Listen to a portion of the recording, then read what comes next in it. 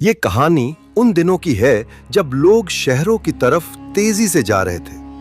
गांव और कस्बों के लोग अपनी जमीनें बेचकर बड़े सपने देखने लगे थे। हर कोई बस ज्यादा पैसा कमाना चाहता था। ऐसे ही एक छोटे से कस्बे में रहता था एक बूढ़ा सेठ, जगत राम। जगत राम अब बूढ़ा हो चला था। उम्र करीब 60 साल थी। बाल पूरे सफेद, मगर आंखों में अब भी लालच की चमक थी। वो आदमी चालाक था, दिल से बहुत लालची और दूसरों का फायदा उठाने वाला। उसे बस पैसा कमाने की पड़ी रहती थी, चाहे किसी का नुकसान क्यों ना हो जाए। पहले जगत राम के पास बहुत से नौकर चाकर होते थे। हवेली में खूब रौनक होती थी। लेकिन वक्त बदल गया। अब उसके पास बस एक ही आदमी बचा था, रामू। रामू बचपन से ही हवेली में काम करता आ रहा था। वही रामू अब उसका सबसे भरोसेमंद आदमी था। वो ज्यादा पढ़ा लिखा नहीं था, मगर बहुत होशियार था। उसकी बातों में सच्चाई होती थी और वो सही और गलत में फर्क समझता था।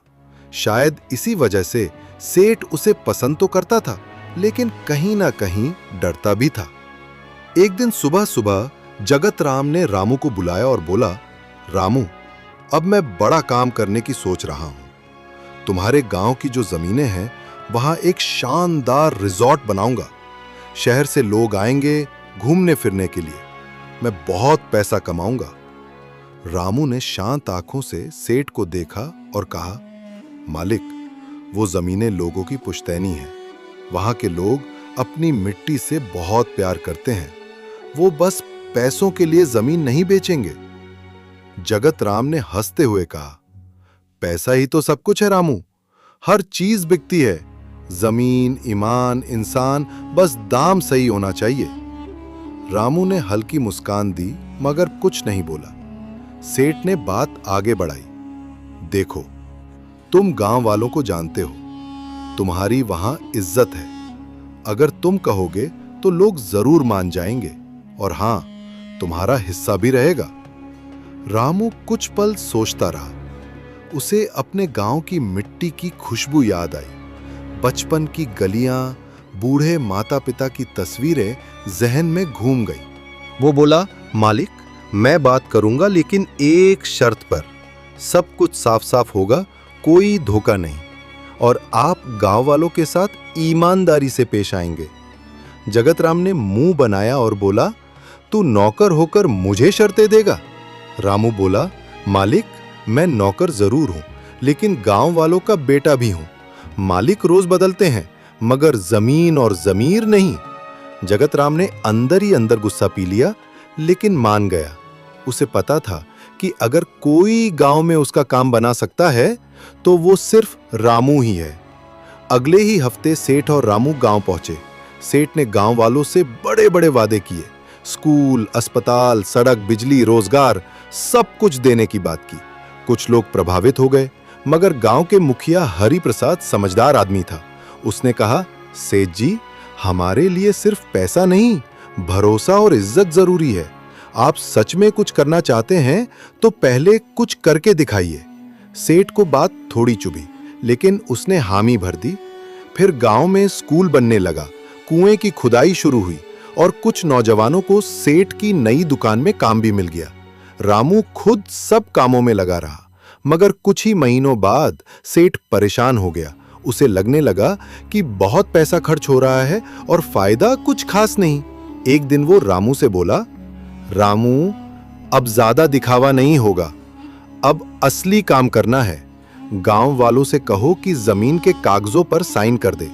मैं अब रजिस्ट्री कराना चाहता हूं। रामू चुपचाप सुनता रहा। सेठ बोला, क्या हुआ? अब चुप क्यों हो? रामू बोला, मालिक, आप अब धोखा देना चाहते हैं गांव वालों को। सेठ गुस्से में चिल्लाया, तू मुझे सिखाएगा? तू नौकर है, तेरा काम है हुक्म मानना। रामू की आंखों में गुस्सा आ गया। वो बोला, मालिक, मैं आपको गांव इसलिए लाया था ताकि कुछ अच्छा हो, लेकिन अब आप धोखा देंगे तो मैं खामोश नहीं रहूंगा। वो सीधा पंचायत गया और पूरा मामला सबको बता दिया। पंचायत ने फैसला किया कि अब कोई भी जमीन बिना पंचायत और असली मालिक की मंजूरी के नहीं बिकेगी और अगर किसी ने धोखा किया तो सीधा कानूनी कार्रवाई होगी। सेठ की हालत खराब हो गई, सारा खेल बिगड़ गया, मगर अब रामू पीछे नहीं हटा।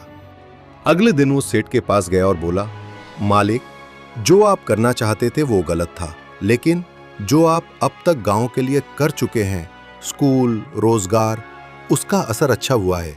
अगर आप सच में कुछ कमाना चाहते हैं तो यहाँ एक हैंडीक्राफ्ट्स की फैक्ट्री खोलिए। गांव की औरतें और लड़कियां काम करेंगी, उन्हें रोजगार मिलेगा और आपको भी मुनाफा होगा। सेठ ने पहले सोचा, फिर बोला, ठीक है, कर लेते हैं कोशिश। 6 महीने बीते, फैक्ट्री चल पड़ी। गांव की महिलाएं छोटे छोटे हस्तकला के सामान बनाने लगीं।